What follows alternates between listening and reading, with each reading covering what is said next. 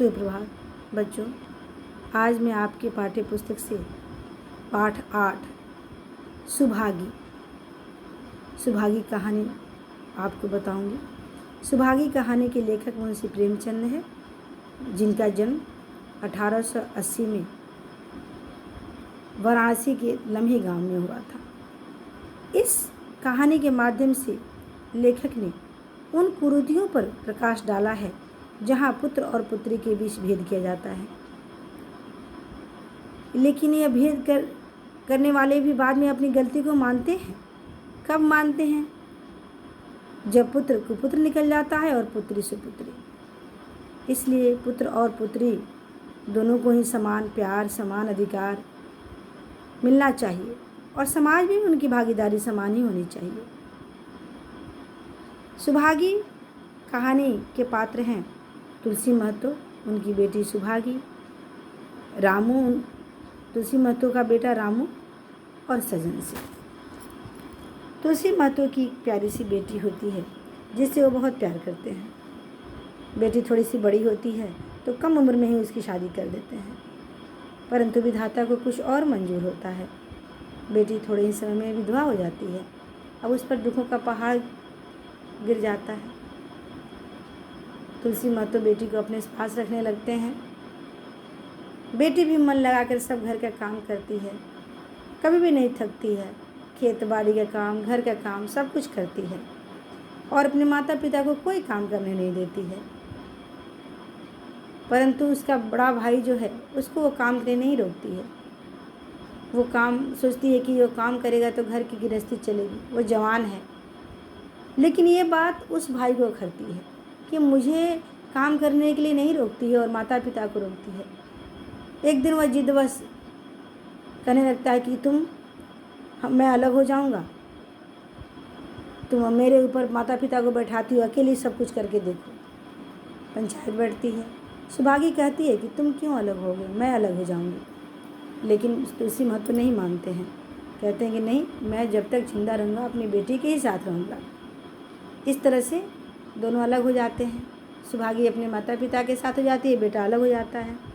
थोड़े ही दिनों में तुलसी महतो की तबीयत खराब हो जाती है, बहुत बीमार पड़ते हैं। बेटी दौड़कर भाई को बुलाने जाती है पिता के लिए कि चलो पिता की तबीयत खराब है। भाई नहीं आता है। एक दिन तुलसी महतो का भी निधन हो जाता है। जाते जाते उनके गांव में एक सजन सिंह नाम के अच्छे पुरुष हैं, उनको अपनी बेटी का हवाला दे देते हैं कि आप मेरे बाद आप ही इसके पिता हैं। क्रियाक्रम करने के लिए जाती है बेटी बुलाने, भाई को नहीं आता है। उसके बाद सुभागी अपने पिता का क्रियाक्रम भी करती है। जब सब कुछ हो गया तो उसने सजन सिंह से पूछा कि मैंने आपके कितने रुपए उधार लिए। सजन सिंह ने कहा कि इसकी क्या ज़रूरत थी बेटी, नहीं आप मुझे बताइए। सजन सिंह ने कहा कि 3000। बोला ठीक है, मैं आपके 3000 का देनदार रहूँगी। उसके बाद 15 दिन में नहीं हुआ, उसकी माँ की भी तबीयत खराब हो गई, वही बुखार फिर से। एक दिन माँ भी चल बसी। अब सुभागी अकेली हो जाती है, लेकिन उसको ये है कि मैं अब अपना कर्जा जो सुजान सिंह ने मुझे दिया है किसी तरह भी इसको चुकाऊंगी। और दिन रात मेहनत करती है, पूरे दिन काम करती है, आटा पीसती है, खेत में काम करती है और 100 रुपया वो जाकर के महीने दिन दे देती है सजन सिंह को। इस तरह उसको 3000 पूरा करते करते 3 साल हो जाते हैं। 3 साल में जब वो अपना कर्जा चुका देती है तब वो बहुत खुश होती है। जब वो कर्जा चुकाने जाती है तो सजन सिंह पूछते हैं कि बेटी एक बात कहूँ, इनकार मत करना। उसने कहा कि नहीं इनकार करूँगी, आज्ञा दीजिए। तो मैं चाहता हूँ कि तुम मेरी बहू बन जाओ, तुम्हारी जैसी लड़की को पा करके मैं धन्य हो जाऊँगा। मेरा बेटा तुम्हारे योग्य है और तुम मेरे घर की लक्ष्मी बन जाओ। सुभागी इनकार नहीं कर पाती है और सजन सिंह की बहू बन जाती है।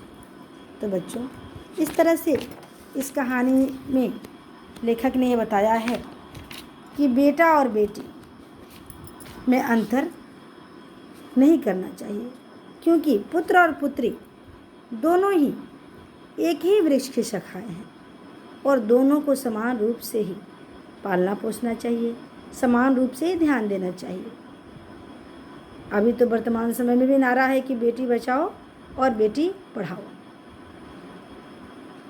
आप लोगों को मैंने संक्षेप में इस कहानी को सुनाया और इससे जुड़े कुछ प्रश्न के उत्तर आप अपने उत्तर पुस्तिका में लिख लेंगे।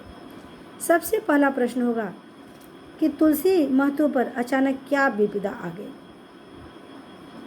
दूसरा होगा, लोग तुलसी महतो पर किस बात के लिए दबाव डाल रहे थे। तीसरा, सुभागी के जीवन का एक लक्ष्य क्या था।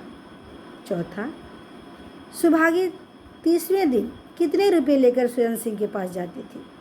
पांचवा, सज्जन सिंह कौन थे। छठा प्रश्न होगा, रामू अपनी बहन सुभागी से क्यों चिढ़ता था।